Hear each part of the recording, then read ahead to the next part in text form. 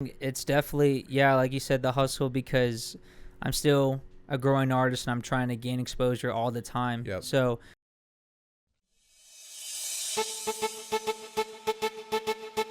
Audio Jungle. Welcome back to the Promised Land podcast. It's Dylan. Today we got a special guest out of Omaha, Nebraska, Millie Lane. What's up, man? How you been? good, man. Glad to be here. Thanks for having me. Yeah, bro, of course, man. We had a little scheduling issue, but nothing can't be resolved. So, Absolutely. I've seen you perform twice now, both at 1867. Man, it's an energetic performance. You are running around. You're burning some calories up there. Thank you. But we'll get into that a little bit later. Off the bat, just something for our listeners. His most recent projects have been the Honestly Freestyle and the September 26th Freestyle. Yep. On Spotify, he's had music out since 2021, and on Soundcloud since 2020. Your most recent projects have been freestyles? Is that something you're kind of getting into more, or where'd those come from? So, yeah, for sure. The September 26th one, I put it on there. I don't know if you noticed in the cover art. I kind of put the date there. It was back from 2023 September. So I had been holding on to that for a long time. Wow. And I don't know why. There was no particular reason why I held on to it. So I was just like, it's finally time to drop that. And then the Honestly Freestyle, that just was like a one-take thing. I guess I don't really have a theme in terms of like why. Sometimes I just want to drop freestyles. Like I dropped the Stay Calm Freestyle EP.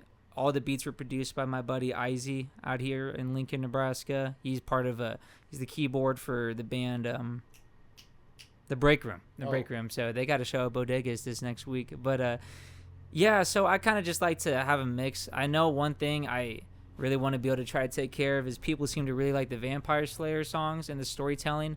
So I'm trying to get back into making more of that stuff because I want to be able to bring out what people like. I know people like the freestyle stuff too, but it seems to really like some of the storytelling. So. Yeah, and I could tell that by listening to a lot of your music, and even when I saw you perform, it was like heavy on storytelling, and I think that like really engages people, especially when they're on stage, if they have a keen ear to listening. Of course, sometimes that's a battle you have to fight, but where'd that storytelling come from? Is that something you had ever since you started, or? Yeah, I think so it's cool how Vampire Slayer came about because I was just starting to release music and like doing just singles at a time, and then I normally don't do this, but I listened to one Instagram comment like, you gotta drop an album, man. So I'm like, all right, and then I was like, let me just make this whole storytelling album. Ironically, it was only like 6 songs, so it's the album full of stories EP or whatever. Yeah. But like, I think to answer your question, I've always just had this storytelling in me. Like I didn't think about it at the time, but looking back when I was like a little kid, even I started like trying to write books and stuff. And so that's always just kind of naturally been in me to do stories. So the fact if I could do it through books or through music is great. Yeah, so. And that's interesting. So speaking on your childhood, I guess, growing up, like what were some kind of your influences, and like when everybody I feel like has that moment. I still remember mine to this day of like when they fell in love with music. Like, do you have a moment like that, and like some of those idols that you still look up to when writing? I noticed the Eminem right there, the poster. Yeah. He is definitely a huge influence. Ironically, of all people, my stepdad he is the one who introduced me to him. I remember the first Eminem song I heard was Stan with the Ditto version, or Dido, however you pronounce her name. So that was the song that really got me into rap. And then I remember just being up in my room, looking up on the computer, different YouTube videos of Eminem, some old Slim Shady shit. So that was probably like 5th grade. Yeah. For me. Do you remember what your moment was? Yeah, I do. I tell people this story all the time. It was my dad too. I grew up on country with me and my mom. It was just me and her for a while. So I grew up on country. And when we moved in with my dad, we're rolling around in I think it was a 2003 Monte Carlo. Ooh. And like he had a cool car, wasn't a family car at all. Like for his family. So, but I was going through the glove box and I found Eminem Relapse. The one with the CD. it's a bunch of pills scattered and it shows his face, and Yup. then the actual CD is the top of a pill bottle. I remember that exactly. And I was like, I've never seen nothing like that before. Like country albums or guys sitting next to their pickup trucks and stuff. So it was like he put it in first song 3 a.m. Is like hearing that as a 10-year-old is like mind blowing. I was like, what the heck? And fell in love ever since. Hell yeah. No, speaking of inspirations too, so I caught the Eminem off one of your songs. You mentioned two inspirations you had, Eminem, but then also Kanye. What'd you draw a lot from him as well? Wait, what song were you hearing that from? Oh, it was one of your older ones. I was gonna say because I have to go back because I'm pretty sure I do. I remember saying that. I'm pretty sure I just listened back to it not too long ago, but I don't remember the song either. But definitely, yeah, Kanye, because I would definitely say for the longest time Eminem was obviously my number one. I still get a bunch of influence from him. And it is for a lot of people. Yeah, so yeah, it's nothing new. Yeah, it's the GOAT. So yes, but for Kanye, for a long time I think I was really getting into definitely get inspired by his beat making and stuff, and I've started to dabble in that. I have some songs that are my original beats, like Pink Skies is one I think my better ones I've made with my own beat. So just like trying to study on like how he does things is really inspiring with how his beat making is, and he has just some of the craziest one-liners, dude. Yeah, like, yeah, for sure. But my mom a Louis purse now she Louis Vuitton mom. Like, bro, I don't know. He's just great at that. So. And I can definitely see a resemblance between some of Kanye's beats and then like how you put your beats to your songs together. Got that like airy vibe, like it's just something you chill out to, relax to, vibe to. So I can definitely see that correlation. For sure. So when you were first getting into deciding to write, what was that like? When was that moment? Do you remember that? It's a great question, and it was sixth grade when I first started writing music.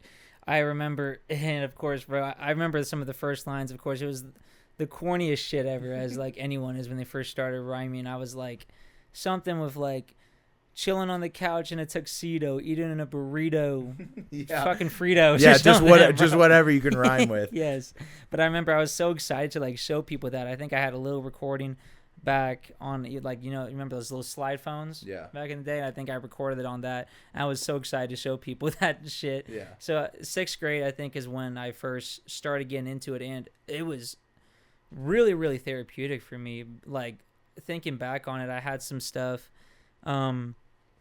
Anytime I'd get upset at something, whether my mom with her bad habits at the time or whatever it would be, I would write that shit down, and then I didn't even think about it. I just like randomly put it in a fucking drawer, and then she like found it one day, and she's like, I never knew you felt like this. And so I think music's always been something therapeutic to me, and I know a lot of people can relate to that too. Yeah, for sure. And tapping into that a little bit, like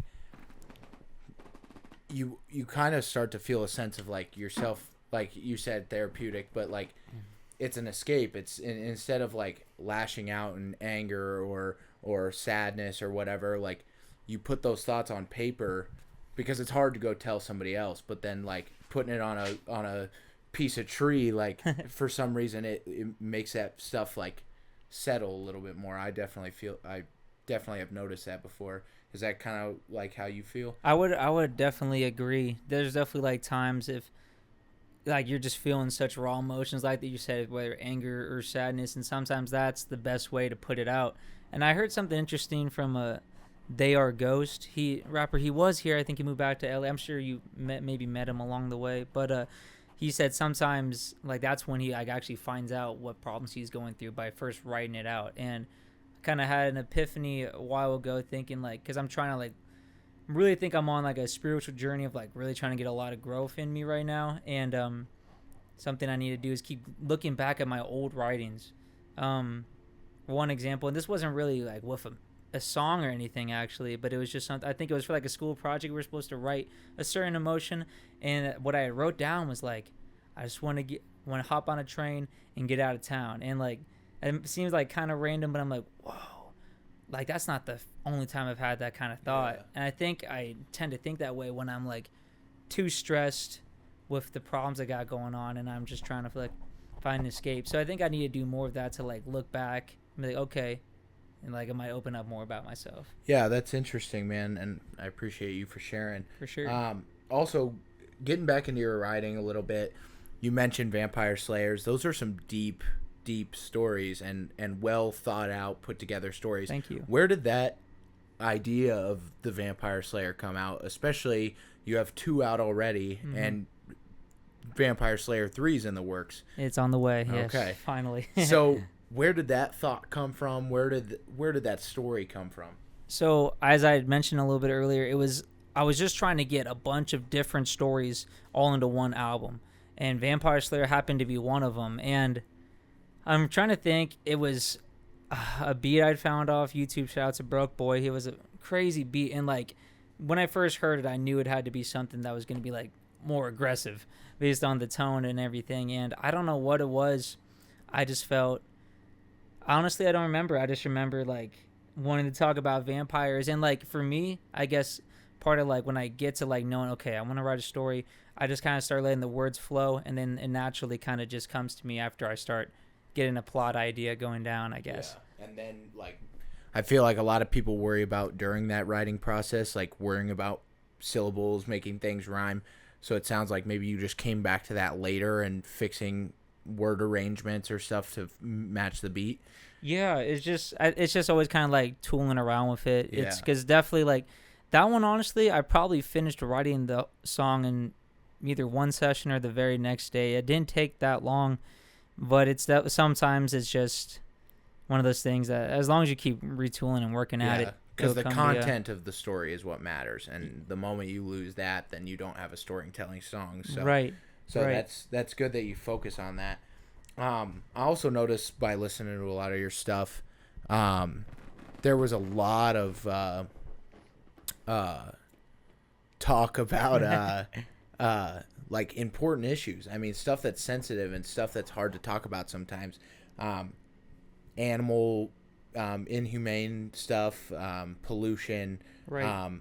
stuff with the earth, shootings. A lot of talk about how unfortunately in these big cities we got young children carrying guns around and stuff for their protection, Right. which shouldn't be that way. So what kind of made you feel like that was something you wanted to talk about, wanted to bring up, and where does that come from, the place in your heart, like that? Why is it important to you? That's a great question, and I feel like I've never been afraid to talk about an issue that I think is important. That's just something that's always naturally kind of come to me back, and I won't lie, it's not like I feel like I haven't been as good about it in these certain situations as before, like because you see like everyone nowadays like posting stuff about Palestine and all the messed up stuff that's going on there. Back when in like 2015, I would post a lot of stuff about the Syrian civil war. Yep. And I think I can give a lot of credit to me trying to bring attention to that from my freshman English teacher, Mr. Smith, back at Southeast High School, KP. But he was just a great teacher, and he really inspired me to like just care about more things and be aware about things. So I think having him as a teacher and Mr. Gortez was his teacher assistant at the time, like they really brought attention to some of those things that you just mentioned about like kids having to walk around with guns just for protection and stuff, and live in situations that I've never even imagined to have to ever go through and stuff. So that's, I think, where a lot of that inspiration comes from, at least on that specific topic. Yeah, for sure. And being able to like stand up for what you believe in and like not be worried about putting that stuff out there, what people are going to say. You mentioned your English teacher. How important are those people throughout your life that have kind of mentored you, guide you, have effect on your music and have effect on your life? How important have you found that throughout your music career? I think I'm very thankful. I really loved all my English teachers at Southeast for the most part. I think Southeast has a lot of really good English teachers. Sophomore year, Miss Martinez. Junior year, Mrs. Danielson. Senior year, Mrs. Black. Honestly, I'm sorry, I forgot her name. That one wasn't as crazy. It's probably been a while. Yeah, it's been a little bit, but they were definitely important. I think like that was something I also didn't. Just thinking back on, I didn't think at the time English was my best subject, and now it makes sense why I like story writing, because it's just something that's been naturally drawn to me. But they definitely helped lay the foundation in how to like structure, because like I remember in elementary school, all I'd want to do for writing projects was write biographies on Michael Jordan. Like, Yeah. I just got like, I guess, obsessed about it, and I'd like, it's like, how often can you freaking write the same kind of biography? So my teacher's finally like, all right, write something different. And so then I started peering off into something else. So definitely they've helped me just, I think, give me some of the foundations for writing. Yeah. So just to go back and make sure I got everything right. Sure. Do you claim Omaha or do you claim Lincoln? So I definitely claim Omaha as my birthplace because that's where I was born. So I always say I'm from Omaha, Yeah. but Lincoln is definitely home. A Like, place but- you grew up a lot. Yeah, but Okay. I really want to get into exploring more of Omaha. I've like checked out Culture House in Omaha. I don't know if you've heard of that place, No, I but haven't. if you should definitely check it out on Instagram. They have, it's a lot more than just music. They have a lot of stuff like with growing the community and impacting the community, and they have like fashion shows, art shows, book shows, everything. Awesome. So there's that. The Down Under Bar in Omaha is a great open mic area. So I'm trying to just explore more of that city because there's Yeah. a lot that I still don't know about. Yeah, So. for sure. And going into performing, so like I mentioned before, I've seen you perform twice now. When did you start performing, first of all? And then kind of like what's your feeling when you're performing, and like how special is it to you? Or It's the best, bro. yeah. I fucking love it. Like I can't wait to be going on tour and stuff like King ISO and well, you can name millions of Yeah, rappers. I know he's coming to exactly. Lincoln here pretty Yep. soon. So that's something that I've always really enjoyed doing. And the first time I ever really did it was back on a POC day at Southeast. I think I was a junior or senior. I didn't know they did this. Apparently they would do stuff like open mics in the library on Tuesdays. Oh, really? Yeah, and they're super chill. They like and gave us all freaking like dino chicken nuggets beforehand. And I remember the song I did was an instrumental to JID's Off These. Yeah. If you know, it's shotgun, hand in my heat. And there's like, so I remember that I did that. And that was my first time I guess I kind of performed. Yeah. My first real like open mic performance, I was nervous as fuck. Actually, it was crazy. It was my buddy Simon, lead singer of the break room. Shout out to him. He showed me Simply Dope Studios, which they just had open mic the other day, and I did a song called Driver. I don't know if you heard that one, but it was specifically going to be meant for that show to try to promote don't be drunk driving, because I know sometimes people have drinks there and then whatever happens. Yeah. But I fucked up because I'd only written it 3 days before, and I was so nervous. I got through the first 2 lines, brain fart. Yeah. Couldn't think of it. I literally started over 3 different times, but the crowd was so chill and just let me keep doing it. And so that was good to get that off. And then later that same night, ended up performing open mic at the Storm Cellar, which is a place I do a lot of open mics and other That shows place and is stuff. cool. I just Yes. went there for the first time last week, and definitely want to start going back there more. Was it a Saturday or a Wednesday? It was a Wednesday or a Thursday, maybe. Okay. It was. They only had like 3 bands, and it was like more jazz music. Okay. But no, it was a cool environment, and I really liked the place.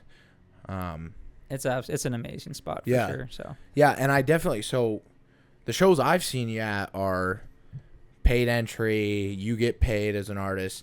What drives you to still continue to do open mics? Because you get a lot of artists sometimes that once they start getting a check for performing, then their mentality goes to, well, now I'm a paid artist, and like that's the only way I'm gonna perform. sure. Which not all of them, and I'm not like trying to say it's a bad thing, because Right. people do what they got to do.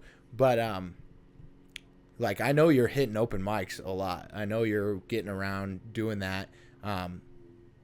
Where's that hustle in you come from, and like what makes you continue to do so?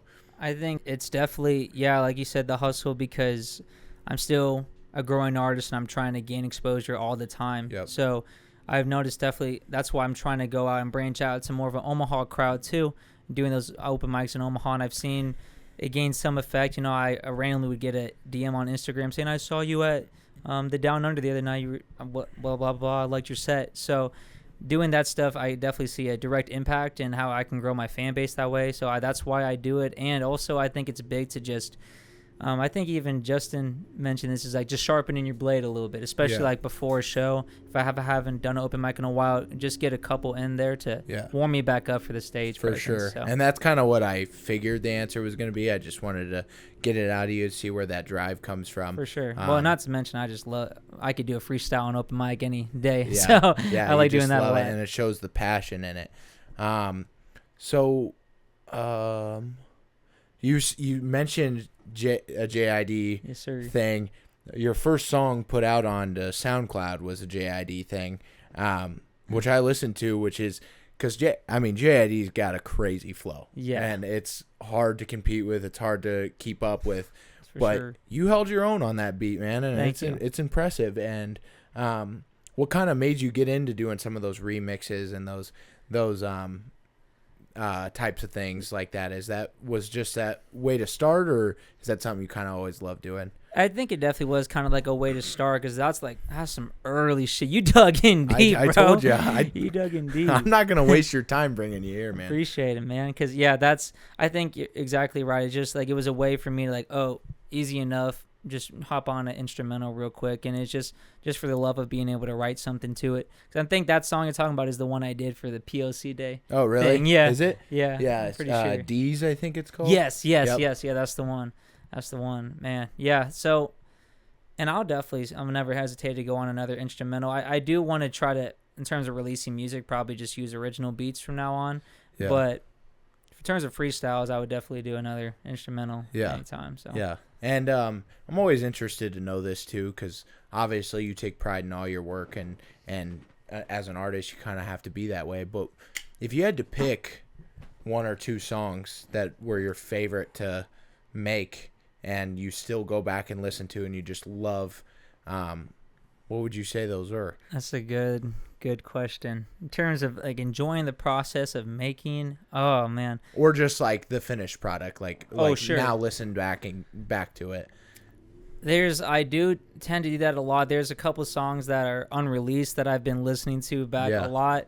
A song I just finished called She-Rock. I was planning on getting it ready for release tonight, so I don't have a release date for that one, but I've been going back to that. But in terms of one that's out, I did have a lot of fun making Vampire Slayer. That's back before I started going to Killing Field Records to get my songs mixed and mastered. The first place I ever went to get stuff out was he wasn't my teacher, but a teacher at Southeast named Sam Segrest.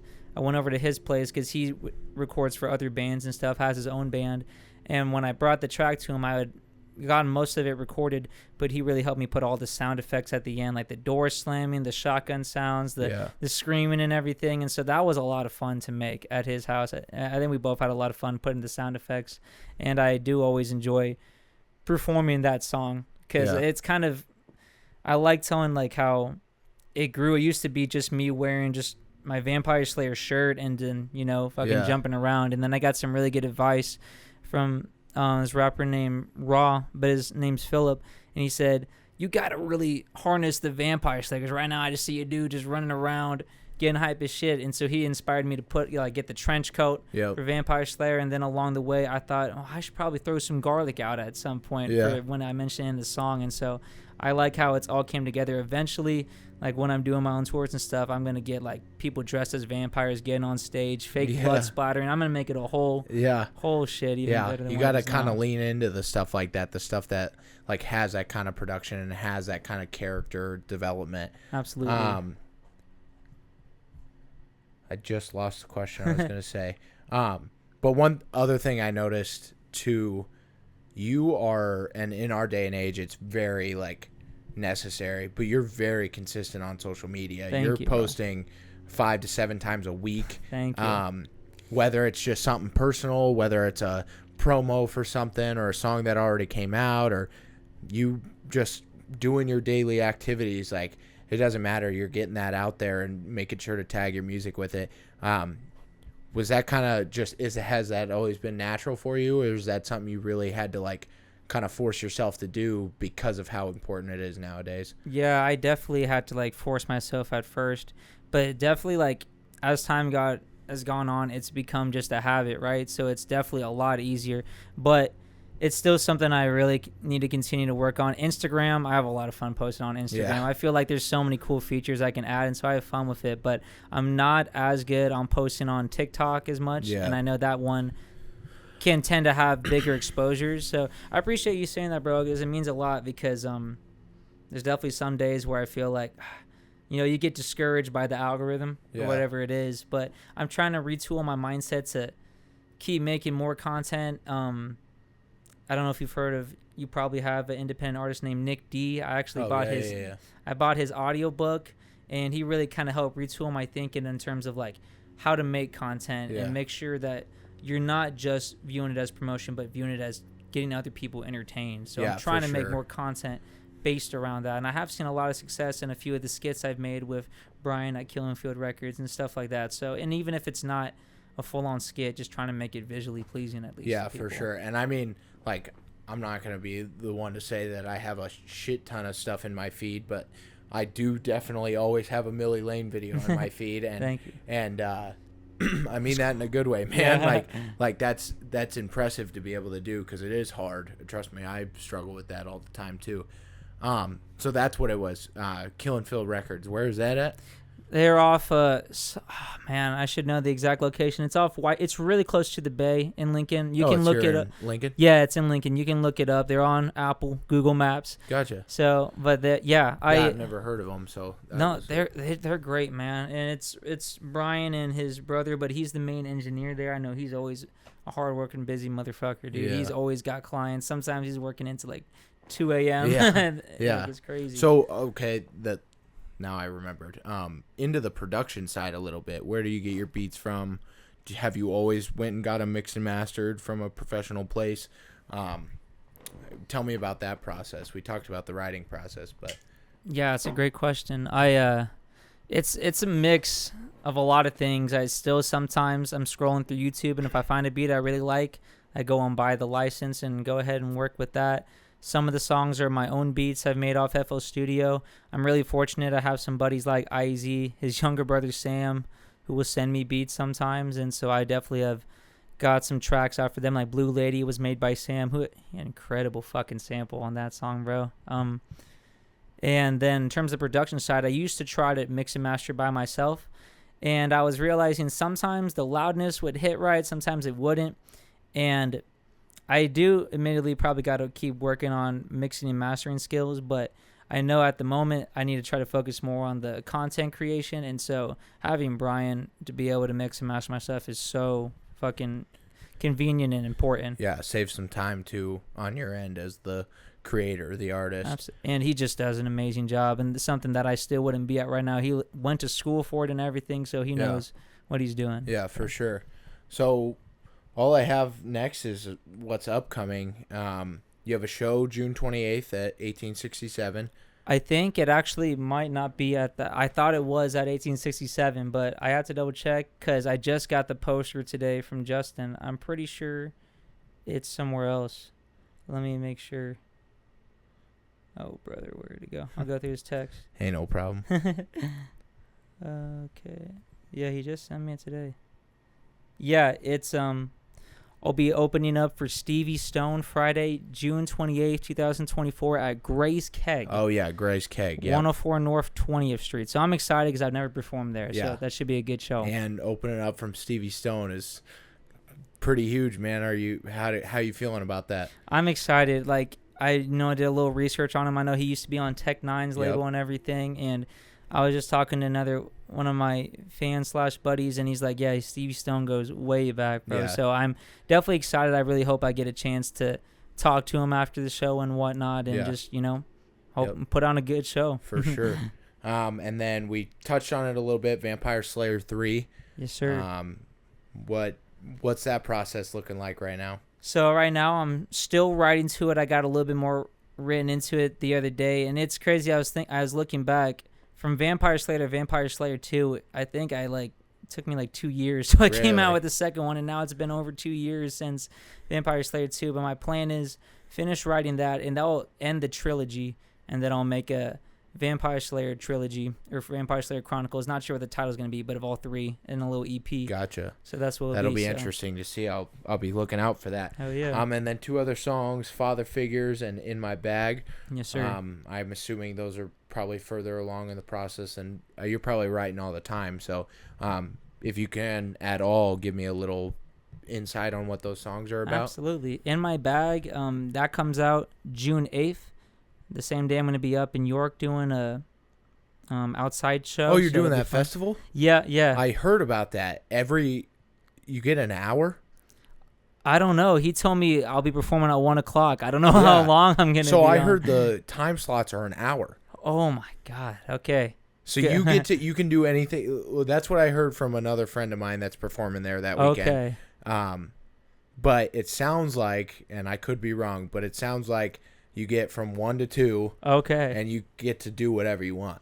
Like, you could do whatever you want for that hour. That hour's yours. Hell yeah. So. Well, I'm glad you gave me some heads up because I didn't know I was going to have an hour slot. So. Well, take that with a grain of salt. Sure, maybe ask somebody, but that's what I heard.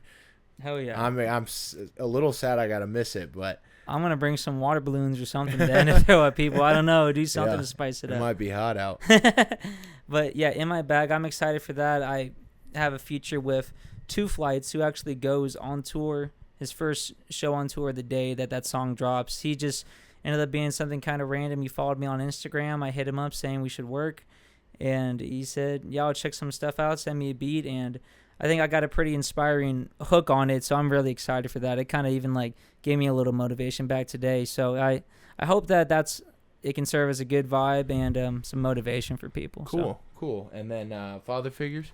I was thinking about being that guy and dropping it on Father's Day. Yeah. So maybe I should. Have to. On June 16th, I think is Father's Day. So, and, I leave it on a good note with my dad. And that's definitely talking, as you can maybe assume from the title, talking about some personal stuff. And which I kind of want to get back to diving in deep with like stuff from my past and about my life. And obviously that's a big part of it. My dad wasn't really around a lot growing up. Like he was always like kind of there. So I'm thankful that that I know him. Yeah. And he lives in town now. So there's one line where I'm like, my dad and I ain't always his type, but it's all right. He recorded my whole show in York as I rocked the mic. So he's definitely a supporter of my music. He came out, I think, to the one show you came out to when you were already there. A December 10th show at 1867 Bar, the pizza party for Otis Julius. Yep. He was there for that. So. And then I go in on my stepdad, dude. I'm definitely not a fan of my stepdad, ex-stepdad, I guess. Yeah. So I'm tempted to send him that text, not say anything, and just wait for him to hear what he has to say, what I have to say about him. So we'll all be ready to hear it. Hell yeah. Cool, man. Do you have anything you want to say that I might have missed or? I was gonna say if we could maybe do a little freestyle here. I'm down, man. It'll be the first time ever. Let's fucking go. So yeah, get what you're ready for, and I always need a word from you, bro. A word? A word or topic. Oh, don't give me topic. Any words that come to mind. Culture.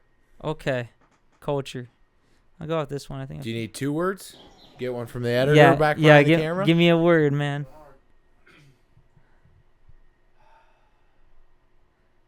While we go through these YouTube ads. Am I back? Race car. Race car. Okay, culture and race car. I'm excited. I don't know if this is long enough. 222 on it. Hey, culture and race car. Hey, hey. Flying like an eagle, never had a beagle, bruh. Just a German Shepherd, my dog. Working that rock, working that blue collar. Got a flow on this beat like a Rottweiler. I'ma do it for culture. I'll be sliding with grease like John Travolta at the bar the other night, sipping that Michelob Ultra. I got on my copper, I got on my Adidas pants. Millie Lynn, I be whipping that race car. I'ma go pace far. Millie Land, you know it's like a laser. The way that I shoot with precision, I always be winning. I feel like it's demolition, that's a wrecking ball. blowing up with that TNT. Never a trip off that DMT. I feel like a guy, like a deity, but no goddess. I cannot be modest. I gotta get to the most provocative. Millie Lane, I be running up with all the sonic shit. I be never doing ayahuasca. Sometimes I be tripping on shrooms, doing my thing. I do what I do. I feel like a witch on a broom. Putting the drugs right up in the cauldron. I'ma go get a buzz like I'm Aldrin. Yeah, NASA, can't be dramatic, Degrassi, Millie Lane, I don't know what I'm saying. Thank God for the interview today. Thank God for the light of the day. Thank God for this rain that comes down from the cloud. You cannot rain on my parade. I'm on top of my cloud 9, okay. It's my kingship with the rain. I'ma go fly like butterflies with the wings. Cause I'm monarchic, cause I'm top tier with it. Stop, get out of your head, don't think, blow your nose just like the Sphinx, don't do coke what you think, I'll never be sipping that soda, life more fun when I'm sober, Millie, keep it on going, I'ma get with that force like the thunder struck, I'ma do it for the culture. Right now we love the music, but we need more love in this culture, man. Way too much hatred and way too much focusing on posting up on the Instagram, trying to get up flashy. People just way too dramatic. Maybe with a melancholy, where the fuck is the sadness? We gotta learn how to be happy without an ecstasy, man. I got myself my own plan. Millie Lane, know I got a plan. I never do scam. No, for real, that's a bar that stuck out to me. Mac Miller was like, maybe I can be your remedy to have the happiness without the ecstasy.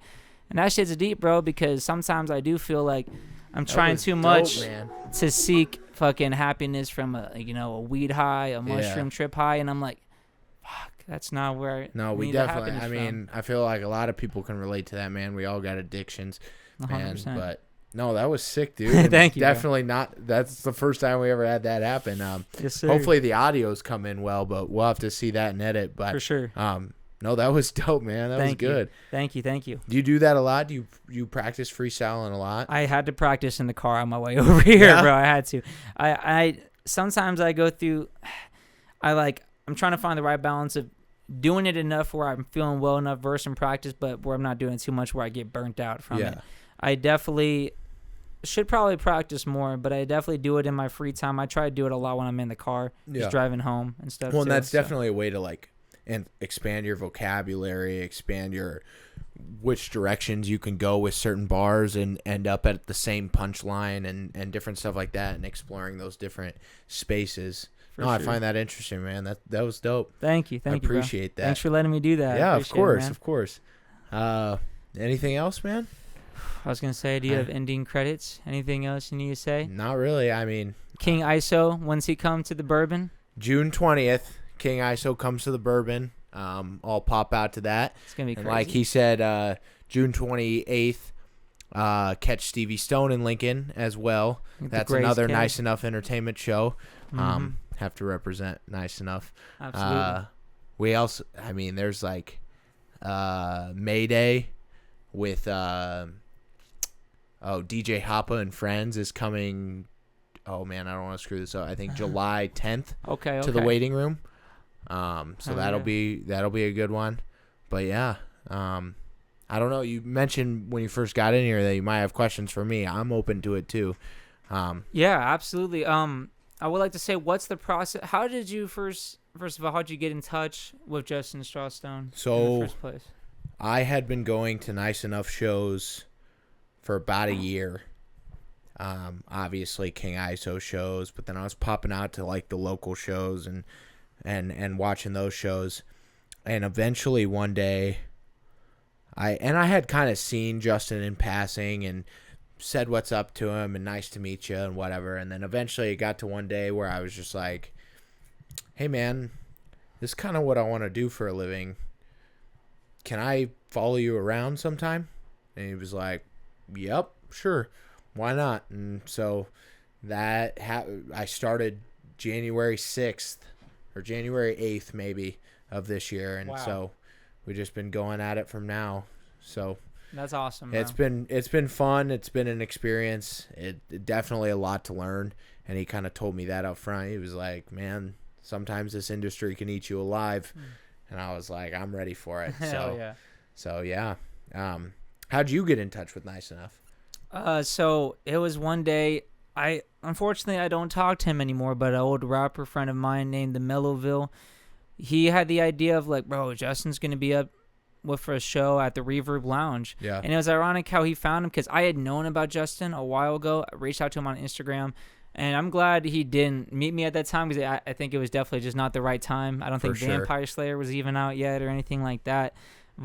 And I totally remember, so I hope I can maybe inspire people with this message to not put shit off, because I was thinking that day, we were planning on maybe going to Omaha, but I was like, I could just fucking blow it off today and go drink and just chill out. But I was like, nah, bro, you might not have another opportunity like this, because Mello was kind of feeling the same way. He's like, man, I don't know if no, bro, we need to go.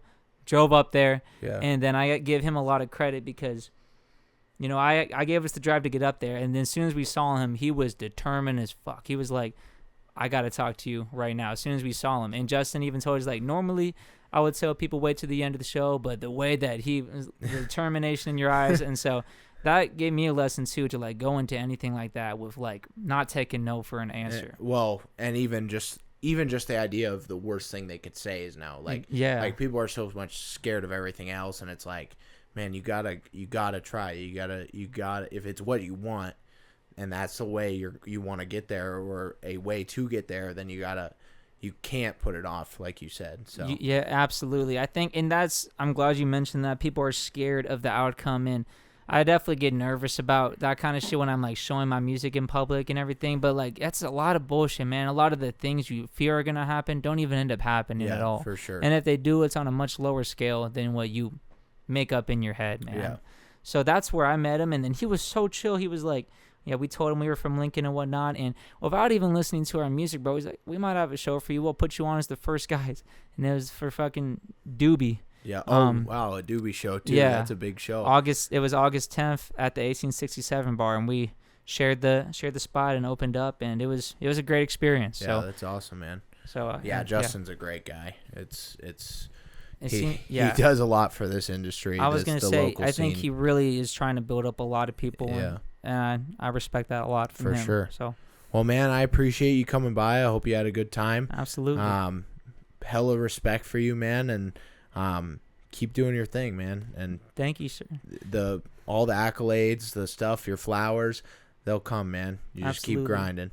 Millie Lane here with the Promised Land Podcast. Tune in. Let's go. Yep. Thanks for watching the Promised Land. We'll see you next time.